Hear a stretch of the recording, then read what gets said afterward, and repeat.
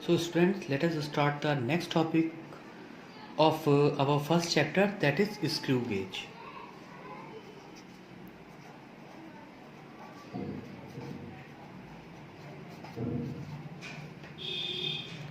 So what is screw gauge?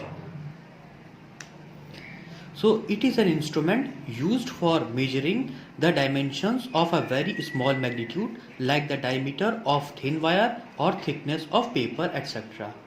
तो बहुत ही precise measurement के लिए हम स्क्रू गॉज का इस्तेमाल करते हैं। जैसे कि हमने देखा था हमारा मीटर स्केल था। मीटर स्केल का जो लीस्ट काउंट आया था वह हमारा 1 मिलीमीटर था। फिर हमने वर्नियर कैलिपर लिया, उसका लीस्ट काउंट मीटर स्केल से भी कम था, उसका लीस्ट काउंट जो था वो 0.1 मिलीमीटर था। अब जो हमारा स्क्रू गॉज होता है इसका लीस्ट काउंट उससे भी बहुत कम होता है। तो अगर हमें बहुत प्रिसाइज मेजरमेंट करना है तो वहां पे हम स्क्रू गॉज का इस्तेमाल करते हैं। तो इसको आगे हम इसके थोड़ा सा डायग्राम बना के इसको स्टडी करते हैं। So let us make the diagram. तो ये होता है हमारा स्क्रू गेज होता है हमारा, ठीक है। अब इसमें हम देखेंगे जो हमारा स्क्रू गेज होता है ये screw in the nut principle पे बेस्ड होता है। इसमें ये एक स्क्रू होता है और ये हमारा नट होता है। जब हम इस स्क्रू को रोटेट करते हैं तो ये हॉरिजॉन्टल डायरेक्शन में आगे या पीछे जाता है। ये डिपेंड करता है कि हम क्लॉकवाइज या एंटी क्लॉकवाइज रोटेट कर रहे हैं, उसके ऊपर निर्भर करता है कि ये हमारा स्क्रू आगे बढ़ेगा इस नट में या इस नट में पीछे जाएगा। अब ये हमारे स्क्रू के जो टिप होता है वहां पे एक स्पिंडल जो पार्ट होता है उसको हम स्पिंडल बोलते हैं, और ये जो एंड होता है जो हमारा मूव नहीं करता है इसे हम बोलते हैं स्टड। फिर यहाँ पे हमारी एक हॉलो स्लीव होती है जो जिसके अंदर से हमारा ये जो स्क्रू है ये पास होता है, ठीक है। अब ये इसके अंदर से पास होते हुए ये हमारा थिम्बल से जुड़ा होता है। अगर थिम्बल रोटेट करेगा तो उसके साथ में जुड़ा हुआ स्क्रू भी रोटेट करता है, ठीक है। अब ये होता है हमारा मेन स्केल, ठीक है। ये जो हमारा फिक्स स्लीव है इसके ऊपर हमारा मेन स्केल बना होता है, जिसमें ये जो लाइन है इसको हम बोलते हैं बेस लाइन, और ये हमारे हैं मेन स्केल के पार्ट्स। जैसे ये हमारा 1 मिलीमीटर, फिर यहाँ 2 मिलीमीटर, 3 मीटर, 4 मिलीमीटर, इस तरीके से हमारा मेन स्केल बना हुआ है। अब हमारा होता है यहाँ पे ये होता है हमारा सर्कुलर स्केल, ठीक है। और सर्कुलर स्केल नॉर्मली हम इसको लेते हैं 100 पार्ट्स में ये डिवाइड होता है सर्कुलर स्केल। एक पूरा जो ये रोटेशन है ये 100 पार्ट्स में डिवाइड होता है, लेकिन ऐसा ज़रूरी नहीं है कि 100 पार्ट्स ही हो, किसी किसी में 50 भी हो सकता है, किसी किसी में 200 भी हो सकता है, ठीक है ना। तो अब हम आएंगे कि जब इसके बेसिक प्रिंसिपल पे आएंगे कि जब हमारा ये जो थिम्बल है ये इस स्क्रू के साथ अंदर अंदर कनेक्टेड है, तो जब हम थिम्बल से पहले हम देखेंगे कि हम देख क्या रहे हैं, कहाँ से देख रहे हैं। अगर हम अपनी आँख को यहाँ पे रखेंगे, ठीक है, तो अब अगर हम इस थिम्बल को एंटी क्लॉकवाइज रोटेट करेंगे, इस आँख जो हमें इस आँख से दिख रहा है एंटी क्लॉकवाइज, जब हम इसको एंटी क्लॉकवाइज रोटेट करेंगे तो ये जो हमारा स्क्रू है ये इस नट में मूव करेगा और ये पार्ट हमारा आगे बढ़ेगा, और साथ में जितना ये आगे बढ़ेगा उतना ही ये हमारा सर्कुलर स्केल भी हमारा आगे बढ़ेगा। किस पे? इस मेन स्केल पे ये सर्कुलर स्केल भी आगे बढ़ता जाएगा। अब अगर हम इसको क्लॉकवाइज रोटेट करेंगे तो ये जो हमारा स्क्रू है इस नट के अंदर ये पीछे की तरफ मूव करेगा और इससे जुड़ा हुआ थिम्बल भी हमारा पीछे जाएगा, और साथ ही साथ ये हमारा स्पिंडल भी इसी से जुड़ा हुआ है तो ये भी हमारा पीछे जाता है। तो ये इसका बेसिक प्रिंसिपल होता है। इसका बेसिक प्रिंसिपल है स्क्रू इन द नट, ठीक है ना। तो अब इसके बारे में, इसके प्रिंसिपल के बारे में थोड़ा सा लिख लेते हैं। So the principle is the screw gauge works on the principle of a screw in a nut.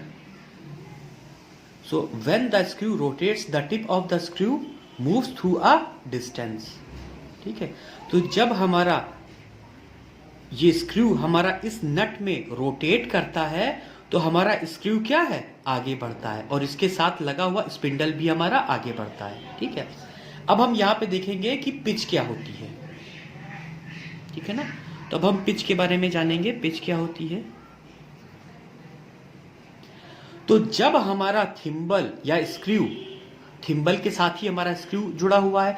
अगर हमारा थिम्बल एक कंप्लीट रोटेशन करेगा तो स्क्रू भी हमारा एक कंप्लीट रोटेशन करेगा। तो जब हमारा थिम्बल एक कंप्लीट रोटेशन करता है तो जितना डिस्टेंस मेन स्केल पे, जितना डिस्टेंस वो आगे बढ़ता है वही हमारी पिच होती है।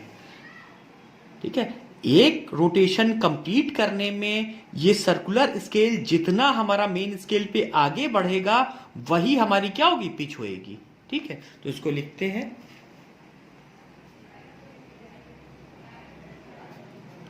द डिस्टेंस covered by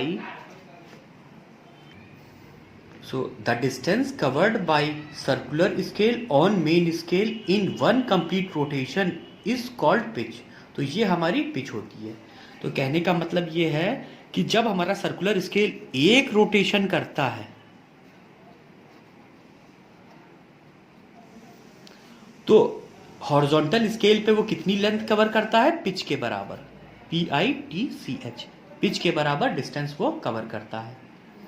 अब यहां पे देखेंगे हम, देखिए ये हमारा सर्कुलर स्केल है। तो अगर हम मान लेते हैं कि इस सर्कुलर स्केल में 100 पार्ट्स हैं, ठीक है, तो जब ये 100 पार्ट्स, एक रोटेशन का मतलब ये है कि 100 पार्ट्स जब पूरे रोटेट हो जाते हैं, ठीक है, तो ये जो सर्कुलर स्केल है ये पिच के बराबर हॉरिजॉन्टल डिस्टेंस कवर करता है। ठीक है, तो हम यहां पे ये भी लिख सकते हैं 100 पार्ट्स, जब 100 पार्ट्स हमारे रोटेट हो जाते हैं तो हमारा सर्कुलर स्केल मेन स्केल पे कितना डिस्टेंस कवर करता है, पिच के बराबर डिस्टेंस कवर करता है। अब अगर यहां पे देखते हैं कि देखिए 100 पार्ट्स अगर पूरा रोटेट करने में 100 पार्ट्स लगते हैं, ठीक है, तो ये पिच के बराबर डिस्टेंस कवर करता है। तो अगर ये एक पार्ट सिर्फ रोटेट करेगा, सिर्फ एक पार्ट रोटेट करेगा, तो ये हॉरिजॉन्टल स्केल पे कितना आगे बढ़ेगा। अगर ये सिर्फ एक पार्ट मूव करता है तो ये हॉरिजॉन्टल स्केल पे पिच अपॉन 100 इतना डिस्टेंस, ये पिच अपॉन 100 इतना डिस्टेंस ये हॉरिजॉन्टल स्केल पे आगे बढ़ेगा। तो यही होती है हमारी मिनिमम वैल्यू, यही मिनिमम लेंथ है जिसको हम स्क्रू गॉज की मदद से हम मेजर कर सकते हैं। तो यहां पे हम थोड़ा सा इस चीज को डायग्राम से फिर से समझेंगे। देखिए ये हमारा थिम्बल है, ठीक है, थिम्बल हमारा इस स्क्रू के साथ जुड़ा हुआ है और इसके स्क्रू के आगे एंड पे स्पिंडल लगा है। अब यहां पे देखेंगे ये जो यू शेप्ड है फ्रेम है, इसके दूसरे एंड पे हमारा स्टड लगा हुआ है। स्टड हमारा बिल्कुल फिक्स है और ये जो हमारा स्क्रू है इसको रोटेट करने पे ये आगे पीछे जाता है। अब अगर हम इसको एंटी क्लॉकवाइज रोटेट करेंगे तो ये स्क्रू हमारा क्या होगा, ये आगे बढ़ेगा। तो जब ये हमारा स्टड स्पिंडल, जब हम इसको आगे बढ़ाते बढ़ाते ये स्पिंडल हमारा स्टड में टच हो जाता है, उस टाइम पे अगर हमारा सर्कुलर स्केल का जीरो बेस लाइन के साथ कोइंसाइड कर रहा है, अगर हमारा सर्कुलर स्केल का जीरो बेस लाइन के साथ कोइंसाइड कर रहा है, तब हम कहेंगे कि इसमें जीरो एरर है, इसमें कोई भी एरर नहीं है। ठीक है, तो हम उस केस से इसको समझते हैं कि मान लीजिए इसमें कोई एरर नहीं है। तो हमने इसको पूरा रोटेट कर दिया और ये स्पिंडल हमारा स्टड के साथ टच हो गया है। ठीक है, और यहां के ऊपर इस पॉइंट पे बिल्कुल इसके अलाइन होके, बेस लाइन के साथ अलाइन होके यहां पे जीरो आ रहा है। ठीक है, अब हम क्या करेंगे, अब हम इसको क्लॉकवाइज रोटेट करेंगे, इस थिम्बल को क्लॉकवाइज रोटेट करेंगे और ये जो यहाँ पे 1 है ये घूम के हमारा कहाँ जाएगा, यहाँ पे आ जाएगा। जब ये 1 इधर घूमेगा तो ये जो हमारा स्पिंडल है ये भी हमारा क्या होगा, इस डायरेक्शन में थोड़ा सा मूव करेगा, क्योंकि अगर ये हम पूरे 100 पार्ट्स घुमाते तो ये हमारा पिच के बराबर घूमता। अगर हमने सिर्फ एक पार्ट इसको घुमाया है तो ये हमारा कितना घूमेगा, पिच अपॉन 100, इतनी लेंथ ये इधर शिफ्ट कर जाएगा। तो ये वो मिनिमम लेंथ है, दैट इज पिच अपॉन 100। ये वो लेंथ है जो मिनिमम वैल्यू हम इस स्क्रू गेज से नाप सकते हैं या मेजर कर सकते हैं। तो अब हम यहाँ पे लीस्ट काउंट, तो इसी जो मिनिमम वैल्यू किसी भी स्केल से या किसी भी इंस्ट्रूमेंट से जो मिनिमम वैल्यू हम मेजर कर सकते हैं वही उसका क्या होता है, लीस्ट काउंट होता है। ठीक है ना। तो मिनिमम वैल्यू इस इंस्ट्रूमेंट से जो मिनिमम वैल्यू हम इससे मेजर कर सकते हैं वो है पिच अपॉन 100। तो यहां से हम इसके लीस्ट काउंट की वैल्यू निकाल सकते हैं। तो लीस्ट काउंट हमारा क्या आ गया, तो लीस्ट काउंट हमारा आया हमारा पिच अपॉन 100, ये आया लीस्ट काउंट। लेकिन ये 100 क्या था, ये 100 था number of divisions of circular scale. अब जरूरी तो नहीं है कि हर है स्क्रू गॉज में 100 ही है पार्ट्स हो, किसी में 50 भी हो सकते हैं, फिर किसी में 200 भी हो सकते हैं। तो इसको अगर हम सही से लिखेंगे तो लीस्ट काउंट हमारा आएगा pitch divided by number of divisions of circular scale. तो ये हमारा फॉर्मूला हो गया लीस्ट काउंट का। तो ये आ गया हमारा लीस्ट काउंट का फॉर्मूला। अब हम बात करते हैं जीरो एरर की। तो जीरो एरर क्या थी, जब हमने थिम्बल को रोटेट करने के बाद ये जो हमारा स्पिंडल है ये स्टड के कांटेक्ट में आ गया है, उस टाइम पे अगर हमारा सर्कुलर स्केल का जीरो बेस लाइन के साथ कोइंसाइड नहीं कर रहा है तब हम कहेंगे कि इस इंस्ट्रूमेंट में जीरो एरर है। ठीक है ना। अगर हमारा स्पिंडल जब स्टड के साथ टच करने लगता है उस टाइम पे अगर हमारा सर्कुलर स्केल का जीरो बेस लाइन के साथ कोइंसाइड नहीं कर रहा है तो हम कहेंगे इसमें एरर है। अब एरर भी हमारी दो तरीके की होती है, एक होती है हमारी पॉजिटिव एरर और एक होती है हमारी निगेटिव एरर। पॉजिटिव एरर क्या होती है कि अगर हमारा सर्कुलर स्केल का जीरो बेस लाइन के नीचे है तो हम कहेंगे कि इसमें पॉजिटिव एरर है, और अगर हमारा सर्कुलर स्केल का जीरो बेस लाइन के ऊपर है तब हम कहेंगे इसमें निगेटिव एरर है। ठीक है। तो इसी को हम थोड़ा सा लिख लेते हैं, चलिए। तो यहां पे हम पढ़ लेते हैं इसको। When the stud and spindle are made to come in contact, if the zero of the circular scale is not coinciding with the baseline, then the instrument is said to have zero error. ठीक है। तो हम कहेंगे कि instrument में zero error है। Now if zero of the circular scale is below the base line, अगर circular scale का जीरो बेस लाइन के नीचे है then the error is called positive error, and if zero of the circular scale is above the baseline then the error is called negative error. तो हम कहेंगे अगर हमारा सर्कुलर स्केल का जीरो बेस लाइन के ऊपर है तब हम कहेंगे उसमें निगेटिव एरर है। Now let us come to the topic of procedure for taking measurement using screw gauge. तो अब हम स्क्रू गॉज से किस तरीके से, अभी हम लोगों ने पूरा स्क्रू गॉज पे सबसे जो इम्पोर्टेंट होता है उसका लीस्ट काउंट कैसे निकाला जाता है, ठीक है, उसकी वर्किंग कैसे है, क्या उसका प्रिंसिपल है, ये सब हमने पढ़ लिया है। ठीक है। अब हम देखेंगे कि किस तरीके से हम उससे रीडिंग निकालते हैं, किस तरीके से हम किसी की measurement with the help of screw gauge calculate करते हैं। तो उसमें जो सबसे पहला स्टेप है वो है हमारा main scale reading.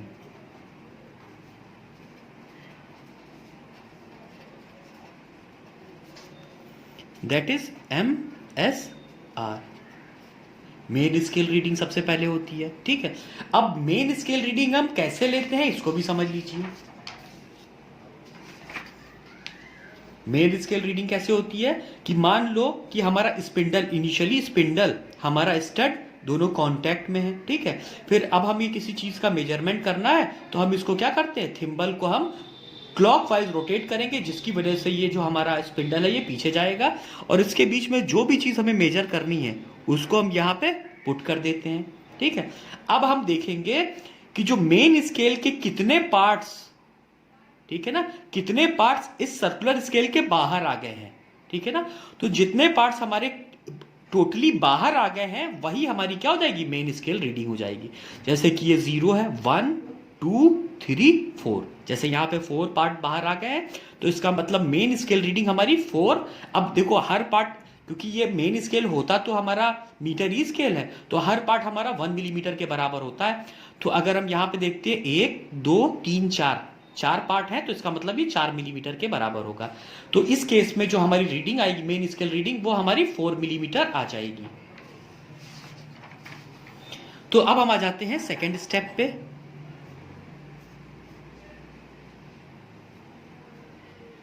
That is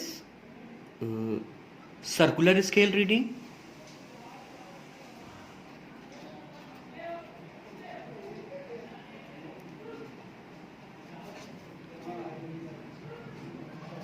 तो अगला स्टेप होता है हमारा, हम सर्कुलर स्केल रीडिंग निकालते हैं, ठीक है।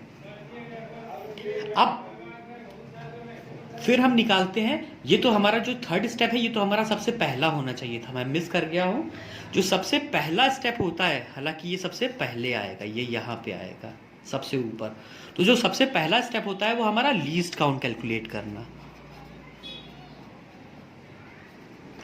तो हम क्या करते हैं, सबसे पहले हम लीस्ट काउंट कैलकुलेट करते हैं, ठीक है। और लीस्ट काउंट का हमें फॉर्मूला पता है किस तरीके से हम कैलकुलेट करते हैं, ठीक है।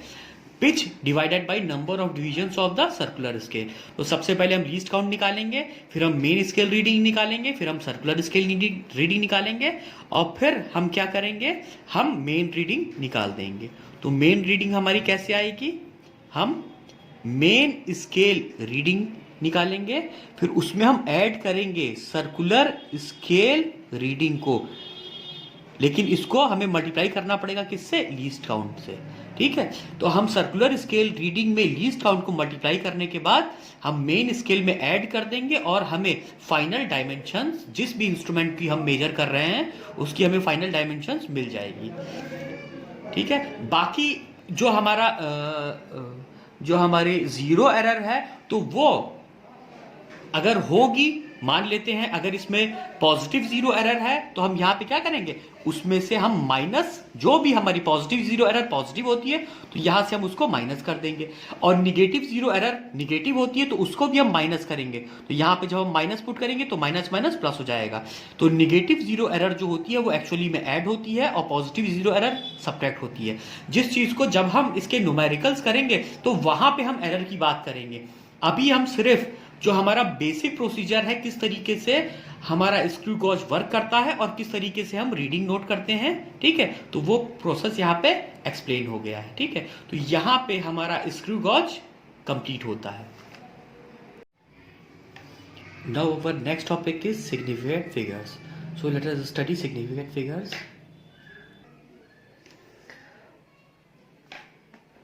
तो चलिए यहाँ पे हम लोग एक पेंसिल का मेजरमेंट कर रहे हैं with the help of metre scale. तो हम यहाँ पे देखें कि जो हमारा पेंसिल का एक एंड है वो हमारा 0 पे रहेगा, और दूसरा एंड हम देखते हैं ये कहाँ पे है। ये देखिए यहाँ पे नीचे हमने ये मीटर स्केल बनाया हुआ है, ठीक है। जहाँ पे ये हमारा 1 सेंटीमीटर है, ये 2 सेंटीमीटर, ये 3 सेंटीमीटर, और 1 सेंटीमीटर को हमने 10 पार्ट में डिवाइड किया है, जिससे एक पार्ट की वैल्यू जो है वो 1 मिलीमीटर के बराबर है। तो अब हम यहाँ पे देखेंगे, आएंगे इसको मेजर करने के लिए। तो यहाँ तक हमारा 2 सेंटीमीटर हो गया, फिर 2.1, 2.2, 2.3। तो 2.3 के बाद 2.4 तक ये पेंसिल नहीं पहुंची, तो 2.3 तक तो है, उसके बाद 3 और 4 के बीच में कहीं पे इसका पॉइंट आया है। तो अगर हम इसकी वैल्यू लिखेंगे, इसकी लेंथ सेंटीमीटर में, तो आएगा हमारा 2.3। अब देखिए ये हमारा 2.3 और 2.4 के ये बीच में आ रहा है, तो हम इसको 2.35 ले लेंगे, ठीक है ना। अब ये वाली जो 2 डिजिट थी, ये वाली, इसके इन डिजिट के लिए हम क्या है, हम श्योर हैं। लेकिन ये वाली जो डिजिट है, ये जो 5 है, ये डिजिट कैसी है, हमारी अनसर्टेन है। तो चाहे हम जितना प्रिसाइज मेजरमेंट कर लें, चाहे हम मीटर स्केल से कर लें, चाहे हम स्क्रू गेज से कर लें, चाहे हम वर्नियर कैलिपर से कर लें या किसी भी चीज से कर लें, लास्ट वाली जो डिजिट रहती है वो हमारी अनसर्टेन रहती ही रहती है। ठीक है, अब ये जो हमने इसको मेजर किया है तो ये जो वैल्यू आई है इसमें क्या है 2.35, इसमें 2 डिजिट हमारी सर्टेन है और 1 डिजिट हमारी कैसी है, अनसर्टेन है। तो इसमें total number of significant figures, इसके मेजरमेंट में जो total number of significant figures हुए वो हमारे 3 हुए, जिसमें दो हमारे सर्टेन है और 1 हमारा अनसर्टेन है। तो let us right the definition of significant figures now. तो यहां पे जो हमारी सिग्निफिकेंट फिगर की डेफिनेशन है तो क्या है, the significant figures are those digits in a measurement quantity which are sure, these 2 and 3 sure, plus one additional digit that is uncertain, that is one additional digit that is uncertain. So this is the definition of significant figures. Now we are going to write the rules of finding the significant figures. Okay, so let us write the rules now. So, rules of finding significant figures. So the first rule is all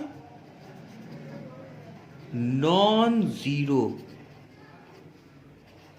digits are significant. That is example 23.457. So the number of significant figures in this measurement is 5. Significant figures we are writing with black pen. Now the second rule is all zeros between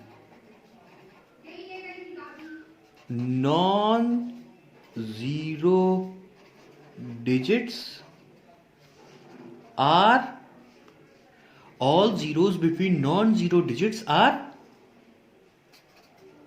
significant. एक example से इसे भी देखते हैं, जैसे 1,000.02 लिखा हुआ है, तो इसमें नंबर ऑफ सिग्निफिकेंट फिगर्स हमारे कितने हैं, देखिए 0 4 बीच में आए हैं और ये नॉन जीरो डिजिट्स हैं, तो 1 2 3 4 5 6। So total number of significant figures हमारे इसमें कितने होंगे, 6। अब हम आते हैं नेक्स्ट पॉइंट पे, दैट इज थर्ड पॉइंट। तो थर्ड पॉइंट क्या होता है हमारा, all zeros to the left of non zero digits are not significant.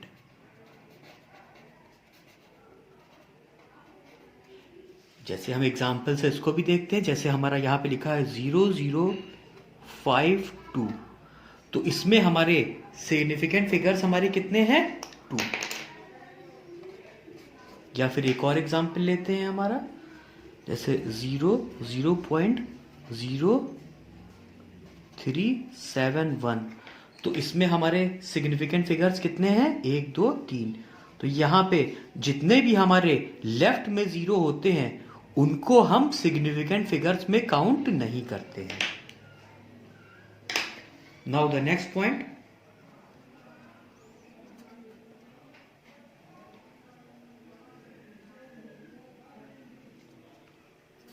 all zeros